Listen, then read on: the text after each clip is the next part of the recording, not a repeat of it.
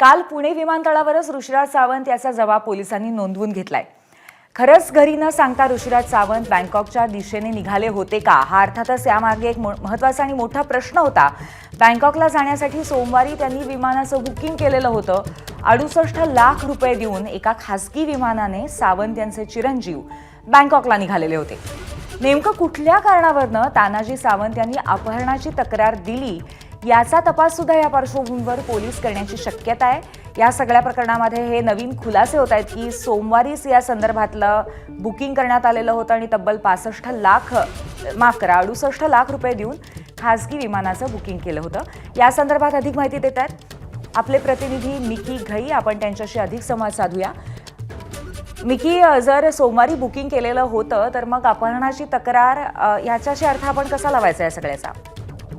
अगदी जर आपण बघितलं तर मंत्री तानाजी सावंत अर्थात त्यांचा जो मुलगा आहे ऋषिराज सावंत हा काल दुपारच्या नंतर जवळपास 4:30ला तो पुण्याहून निघून गेलेला आहे। एका स्विफ्ट गाडीतून त्याच्या मित्रांसोबत तो एअरपोर्टच्या दिशेने गेला। मात्र पोलिसांनी त्याला किडनॅप केल्याची त्या ठिकाणी गुन्हा नोंदवला। अर्थात एकच पुण्यामध्ये माजी मंत्री राहिलेले तानाजी सावंत यांच्या मुलाचं अपहरण झालंय अशी बातमी पसरताच एकच खळबळ उडालेली होती। पोलिसांनी अनेक ठिकाणी नाकाबंदी सुरू केली।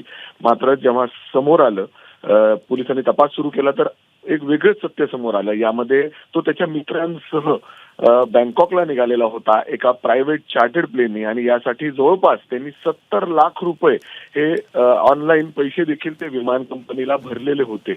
एवढंच काय तर ते विमान मध्येच थांबवण्यासाठी गुन्हा नोंदवणं तेवढंच गरजेचं होतं।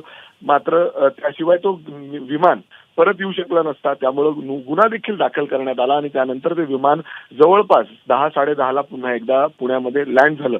विमान लँड पुण्यामध्ये होताच एअरपोर्टवरच ऋषिराज आणि त्याच्या मित्रांचं त्या ठिकाणी जबाब नोंदवण्यात आलेला आहे।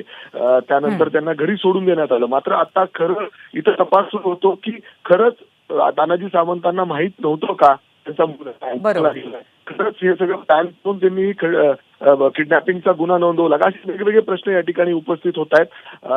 तानाजी सावंत आता बोलण्यास तयार नाहीयेत, मात्र आपण त्यांच्याशी संवाद साधण्याचा प्रयत्न करतोय आणि अशा पद्धतीने एकच खळबळ पुण्यामध्ये काल उडालेली होती। मात्र बरेच प्रश्न या ठिकाणी उपस्थित होत आहेत आणि त्याचे देखील उत्तर लवकरच पोलिसांच्या तपासात समोर येतील। धन्यवाद मिकी आपल्या माहितीबद्दल। या संदर्भामध्ये अनेक प्रश्न अर्थातच उपस्थित होत आहेत की या संदर्भात तानाजी सावंत यांना माहिती होती का नाही, हा सगळ्यात महत्त्वाचा अर्थातच प्रश्न आहे। एबीपी माझा, उघडा डोळे बघा नीट।